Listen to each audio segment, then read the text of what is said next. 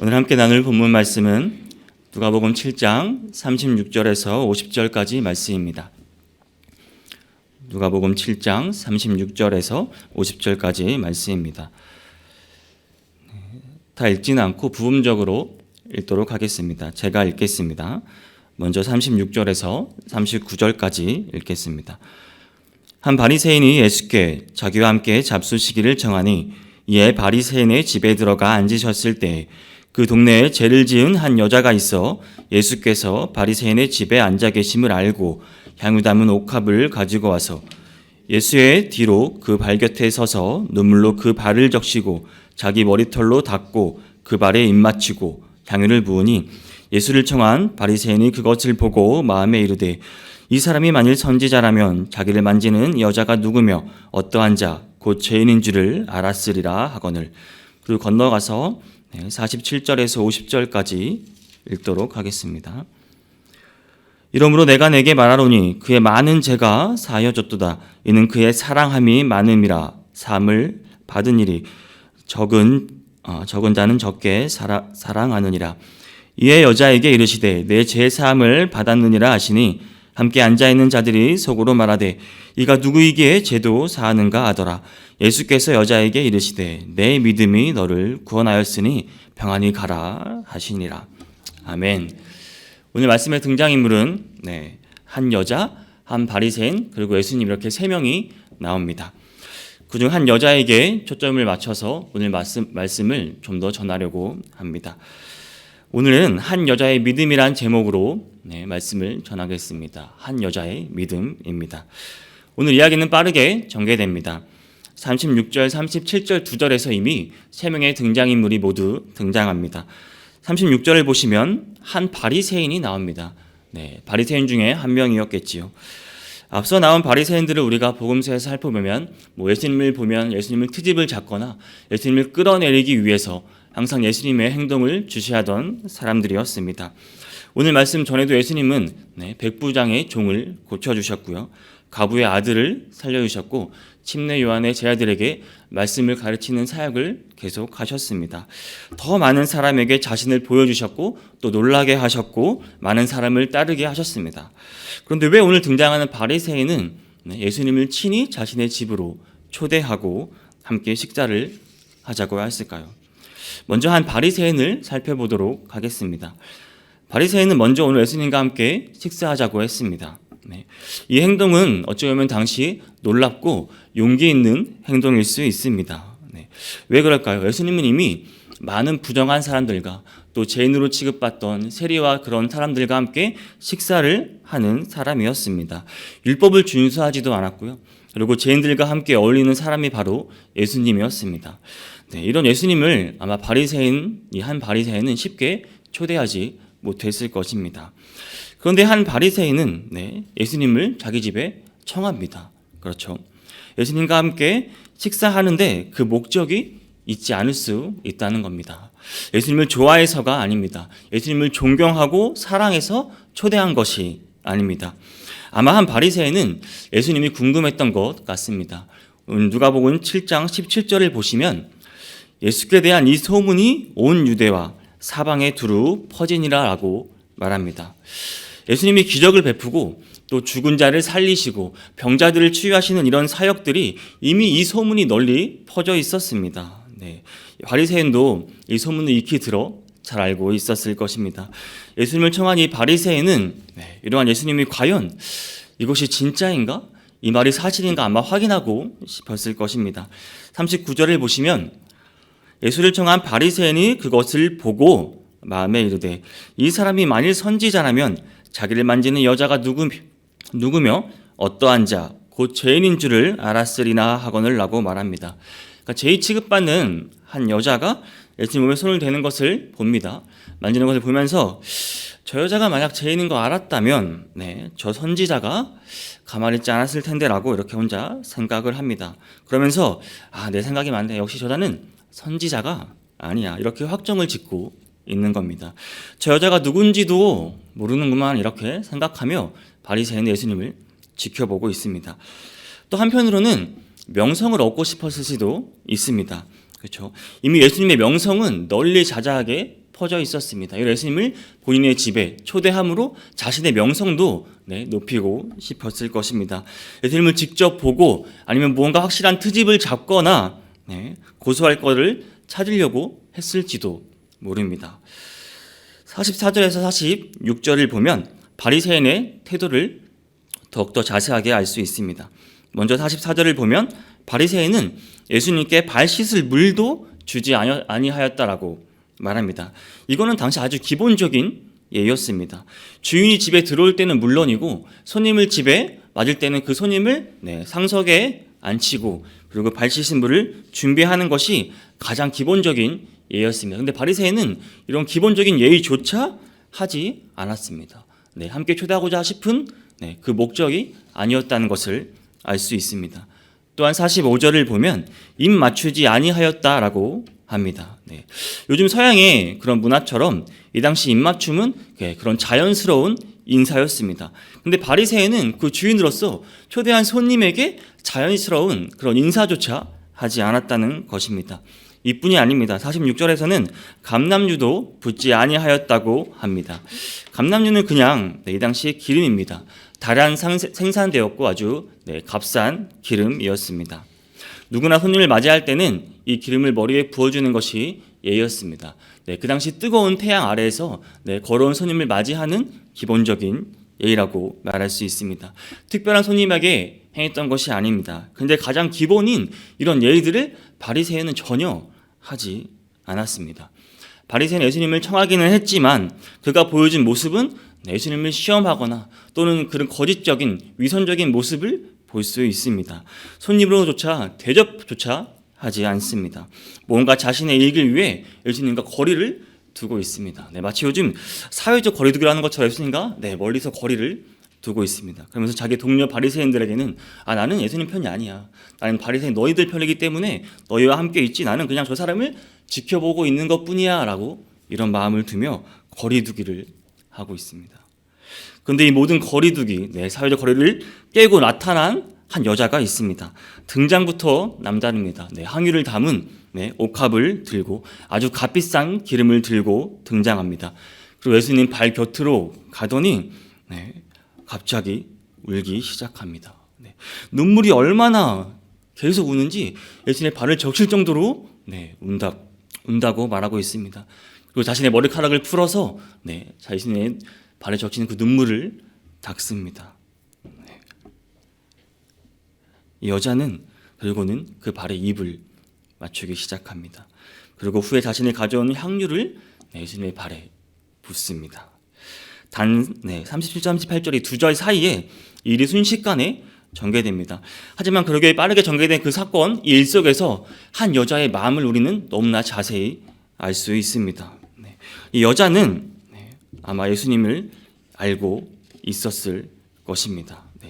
이 여자는 누구이길래 예수님을 알고 있었을까요?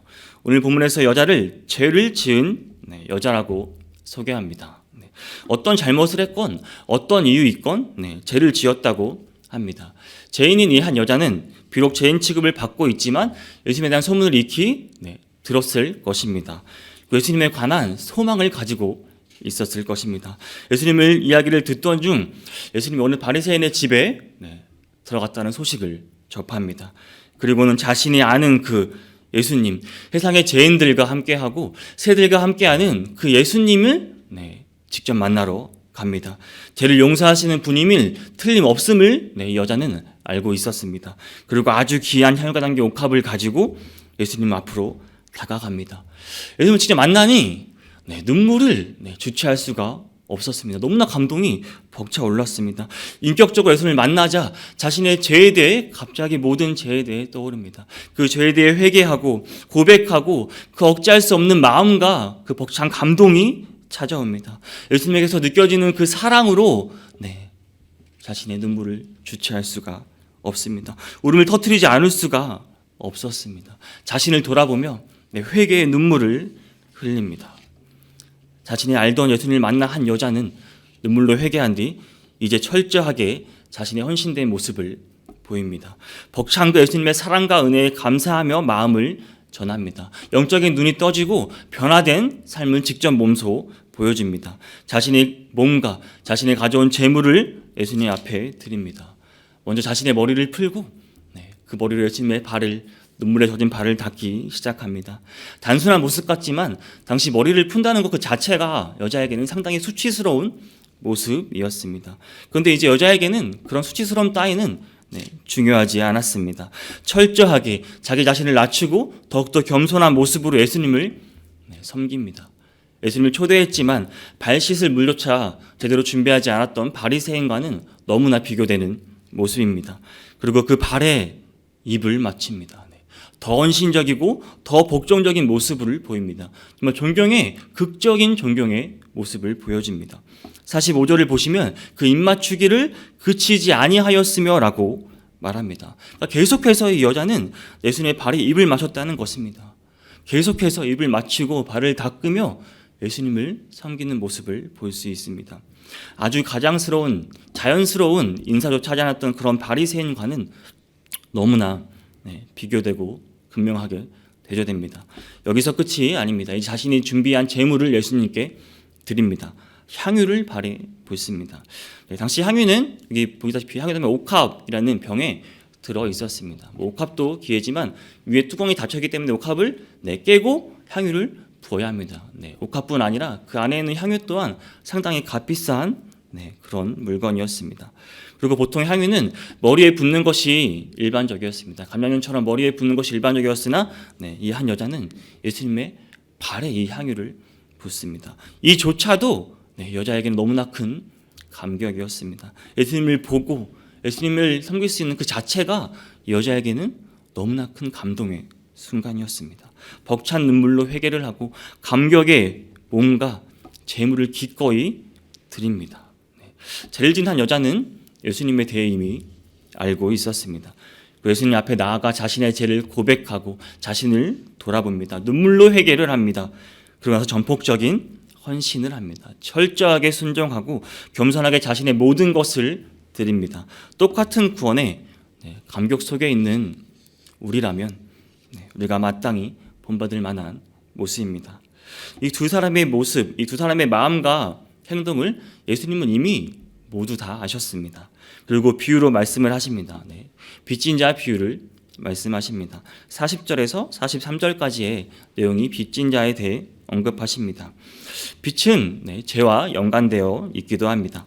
마태복음 6장 12절에서는 우리가 우리에게 죄 지은 자를 사하여 준 것 같이 우리 죄를 사하여 주시옵고, 그리고 이 기도의 내용이 다르게 변형될 수 있는데 빚진 자를 탕감하여 준 것 같이 우리의 빚도 탕감하여 주시옵고라고 이렇게 변형될 수 있습니다. 그러니까 예수님께서 쉽게 사람들이 이해할 수 있도록 죄와 이제 빚을 이렇게 연관해서 빚진 자로 비유하여 쉽게 말씀하여 주신 것입니다. 500데나리온을 빚진 자와 그리고 50데나리온을 빚진 사람이 나옵니다. 당시 한 데나리온이 보통 노동자들의 하루 품삯이었다고 합니다. 그러니까 50데나리온을 갚으려면은 50일을 일을 하는데 그 돈을 아무것도 쓰지 않고 50일을 갚아야 하는 것입니다. 500데나리온은 500일을 아무것도 하지 않고 일만 해도 갚아도 500일을 갚아야 하는 것입니다. 너무나 큰 빚이죠. 감당하기에 너무나 크고 너무나 벅찬 빚입니다. 그런데 만약 이 빚을 진 두 사람에게 이 빚이 없다고 한다면, 탕감해 준다면, 취소하고 이제 없으니까 자유롭게 살아라라고 말을 해준다면 과연 둘 중에 어떤 사람이 더 빚을 탕감한 준 자를 사랑하겠느냐라고 예수님께서 물어보시는 겁니다. 쉽게 잘 이해가 되게 말씀하셨습니다. 누구라도 쉽게 대답할 수 있습니다. 바리새인의 대답도 마찬가지입니다. 43절에서 시몬이라 하는 그 바리새인의 대답은 많이 탕감을 받은 자연이다라고 대답합니다. 예수님께서 이에 내 판단이 옳다라고 하십니다. 그렇죠. 바리새인은 어떤 마음이었을까요?